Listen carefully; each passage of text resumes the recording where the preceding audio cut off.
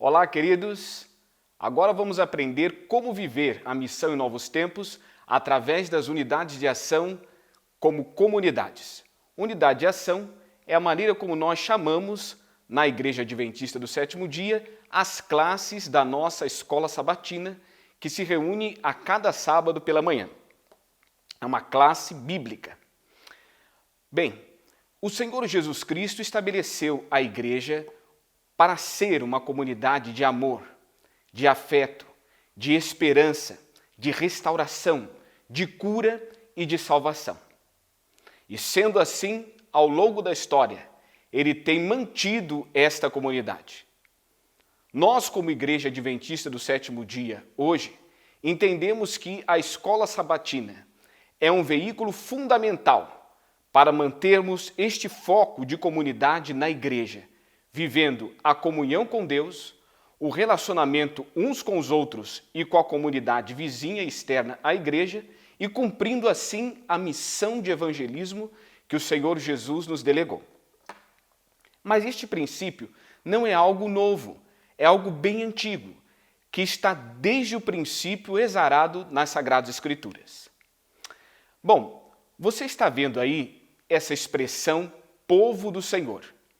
Essa é uma expressão-chave que aparece no Antigo Testamento para designar o povo de Israel, como povo de Deus.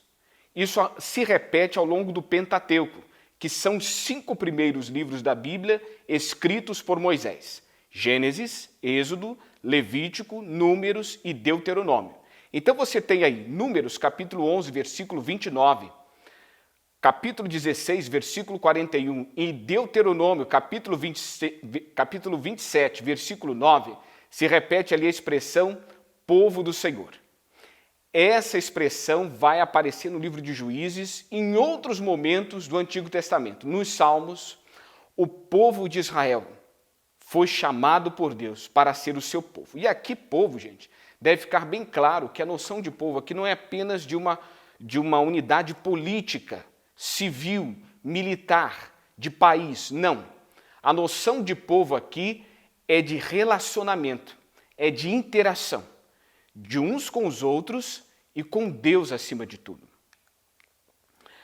A gente vê claramente essa noção de comunidade em Israel, Israel como povo do Senhor, e as divisões desta comunidade, nesse texto de Josué, capítulo 7, versículos 16 a 18. A história ali é triste, é trágica, é o relato de Acã, quando ele roubou aquelas peças proibidas da cidade de Jericó e as escondeu embaixo da sua tenda. O Senhor então deu a instrução que Josué deveria procurar quem foi que havia escondido aquelas peças que ninguém poderia reter para si. E a instrução que Deus deu para Josué é que ele deveria lançar sortes de acordo com as tribos, e aí ele acharia a tribo da pessoa que roubou aqueles objetos. Depois lançaria sortes de novo para achar o clã dessa pessoa. E lançaria sortes de novo para encontrar a família dessa pessoa. E finalmente lançaria sortes outra vez para encontrar quem foi esse homem. Reparem, essa divisão: tribos, clãs e família. Era assim que o povo de Israel estava dividido. Nós sabemos das 12 tribos de Israel, né? Manassés, Efraim, Naftali, Zebulon, Judá, Ruben, vai daí por diante. As 12 tribos.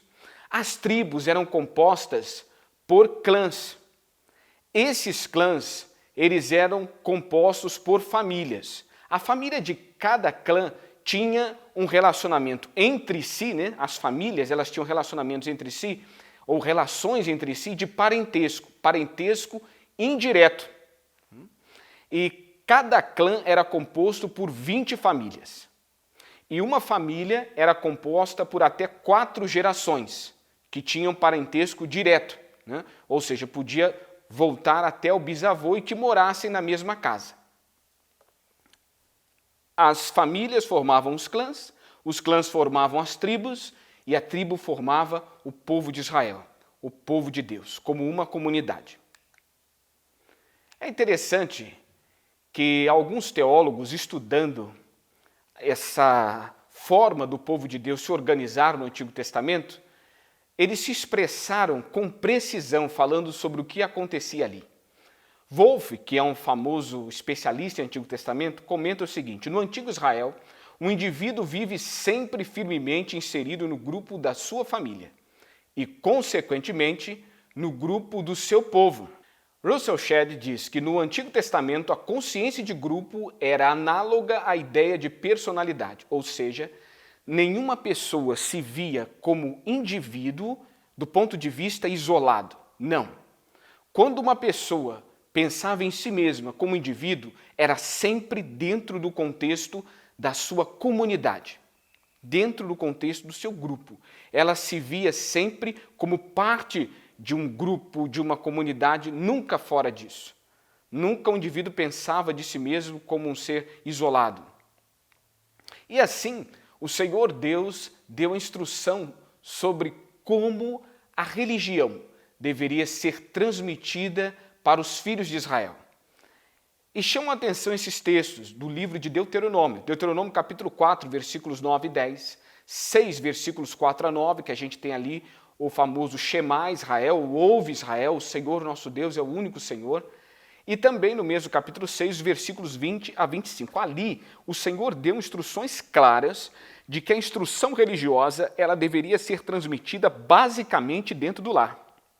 Então, ao contrário do que nós fazemos hoje, a principal instrução religiosa no antigo Israel não era feita pelos líderes religiosos, não era feita pelos pastores, não era feita pelos sacerdotes e levitas, não. Era o pai principalmente e a mãe também como sua ajudadora quem transmitia a lei, a instrução do Senhor para os seus filhos. E os filhos e os pais formavam a célula máter da sociedade, a base daquela sociedade. E ali que acontecia todo o crescimento e desenvolvimento espiritual e todo o discipulado era feito ali. E por que Deus determinou que fosse assim? Porque a melhor maneira de se aprender é em pequenos grupos, é em pequenas células. E mais, porque não existe melhor educador do que os pais. E a gente aprende lição que nós, como pais, não podemos delegar apenas ao professor da escola sabatina essa tarefa de ensinar. A gente também, como pais, temos, mais do que os professores, a responsabilidade de educar nossos filhos no caminho do Senhor, estudando com eles a Bíblia e a lição. Jesus foi mestre nessa arte de fazer discípulos. Aqui em Mateus capítulo 3, versículos 13 a 18, a gente vê no Novo Testamento o Senhor Jesus nomeando os 12 apóstolos. E ele começa a instruí-los sobre o que deveria fazer. Jesus comia, bebia, dormia, acordava, trabalhava, fazia tudo com estes homens. Ele lhes ensinava constantemente. Então, Jesus nos revela que o discipulado, ele demanda tempo, esforço, dedicação e não pode ser feito com muita gente. Veja que ele chamou apenas 12. E aqueles homens depois se multiplicaram, alcançando milhares de pessoas para ele.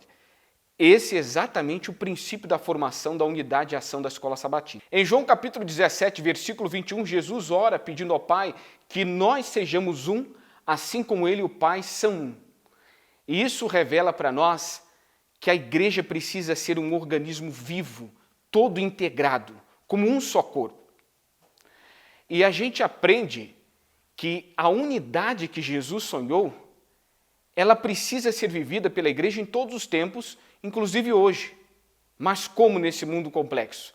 As unidades de ação da escola sabatina, funcionando como organismos vivos, podem sim, pastoreadas por cada professor, ter e viver essa unidade, essa vida em comunidade. Isso se refletirá na igreja, que será um só corpo. Na comunidade cristã, Deus apresenta formas de suportes sociais por meio dos dons espirituais. Nós podemos conferir isso em 1 Coríntios 12 a 13.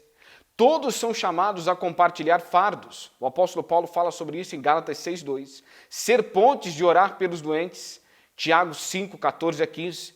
Prestar auxílio aos desamparados. Tiago 1, 27, 2, 15 a 16. E tolerar e motivar os fracos e desanimados.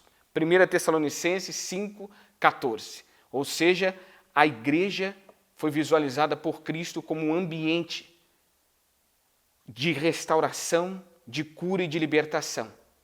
E se as unidades de ação da escola sabatina estiverem funcionando como Deus ordenou que elas funcionassem, então a igreja será esse organismo, será essa comunidade. A vida social em comunidade era algo natural na igreja primitiva.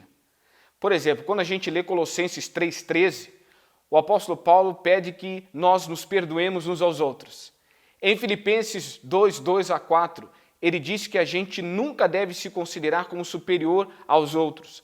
1 Pedro 4:8 diz que nós devemos amar uns aos outros. Esse uns aos outros revela a essência da vida em comunidade. É claro que não havia, nem no Antigo, nem no Novo Testamento, pequenos grupos, nem unidades de ação ou classes da escola sabatina. Mas o princípio da comunidade, da unidade, estava ali. Você está vendo aí na sua tela duas imagens muito importantes para nós.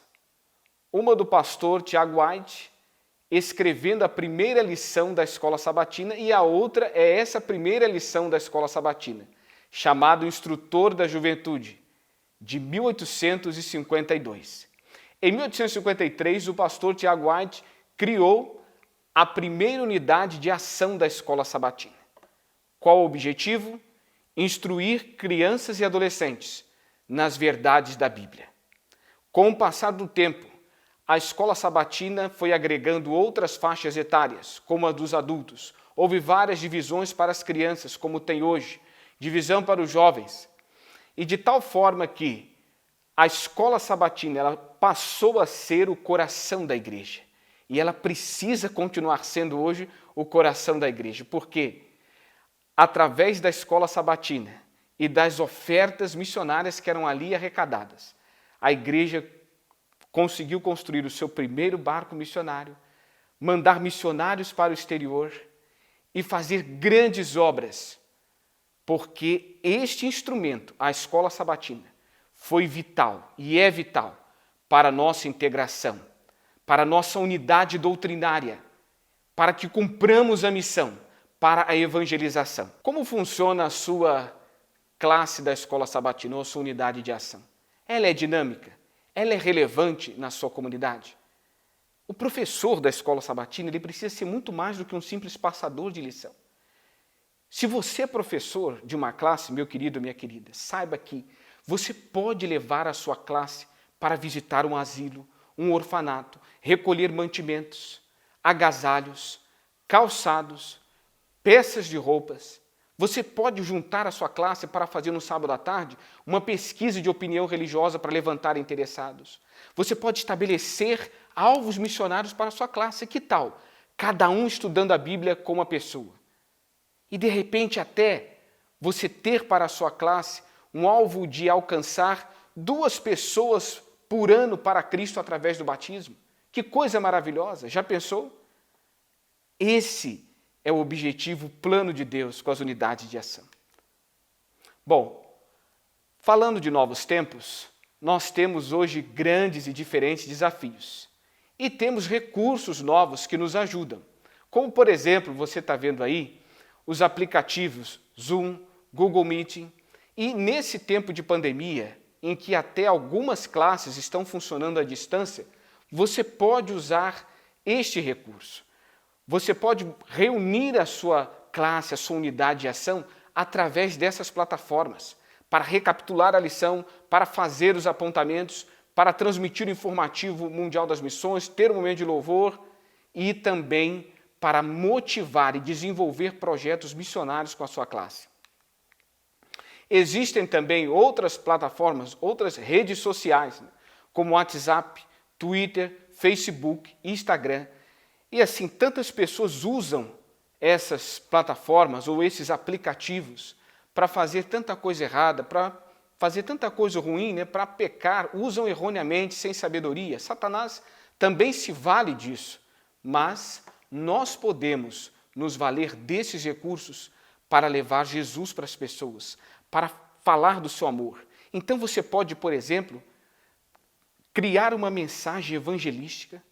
De repente você pega até um texto da Bíblia, um versículo bíblico, e você compartilha com a sua classe, num grupo de WhatsApp da sua classe, e você pede para eles pulverizarem aquela mensagem. Eles podem pulverizá-la através do Twitter, através do Facebook. Você pode pedir para a sua classe ter uma página no Facebook e ali oferecer estudos bíblicos para as pessoas. Jesus está voltando. Sabemos que estamos vivendo os últimos dias da história desse mundo e Ele quer usar a sua classe para preparar muita gente para o céu, porque nós não podemos ir para lá sozinhos. Se você quer obter maiores informações, você então não deixe de visitar o nosso site alcancemosmais.org. Deus te abençoe.